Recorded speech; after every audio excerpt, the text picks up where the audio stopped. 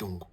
On today's episode of Lessons I've Learned Along the Way, I want to pick on a difficult subject, one that I'd rather not. In fact, it's one that I probably shouldn't be talking about as a person who works in this industry.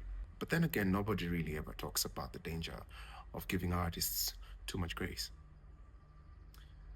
And I want to talk about this because it is a very sensitive subject matter.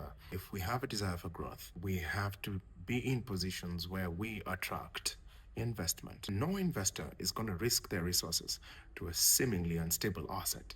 Oftentimes, we want to look at these as the rock star stereotype.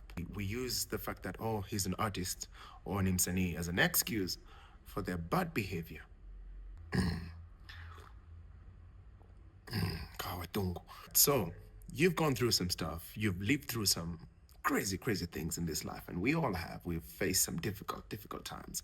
Everyone does. And be that as it may, your trauma can explain why you are the way you are, but it does not in any way excuse you from your bad behavior, because it is going to cost you partnerships, relationships, both personal and business relationships.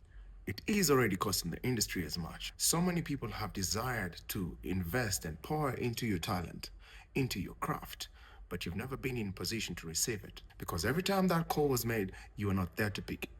You were too high. Every time that meeting was set up, you didn't make it on time or you didn't make it at all. Every time that email was sent, you did not respond in time or never even looked at it in the first place. So there is a level of immaturity, irresponsibility, disrespect, inaccountability among us creatives that is costing us a lot. And we talked about ecosystems, we talked about infrastructure. These are some of the fundamental principles of business. We cannot be conducting ourselves in certain ways and expect just out of the blue that returns will come. Part of the reason so many artists are getting onto this thing and then jumping off on the next stop, it's not because that this thing doesn't work. It has worked for other creatives. It has worked for so many artists across the globe. It only worked because there was a level of discipline. There was a level of shedding of their ways, a restructuring, a rebranding, a rewiring of their whole system to be able to accommodate a system that is reliable, that works, that is functional. We cannot be operating in malfunction the whole time and expect results. For so long, creatives are getting away with the idea of onim sani. Yeah, you conduct yourself in a certain way, disrespectfully, manipulatively, with entitlement, and expect that everyone is just going to take it and accept it just because you're Msanii. It does not in any way excuse you because you're an artist. You are a human first, and then you are an artist.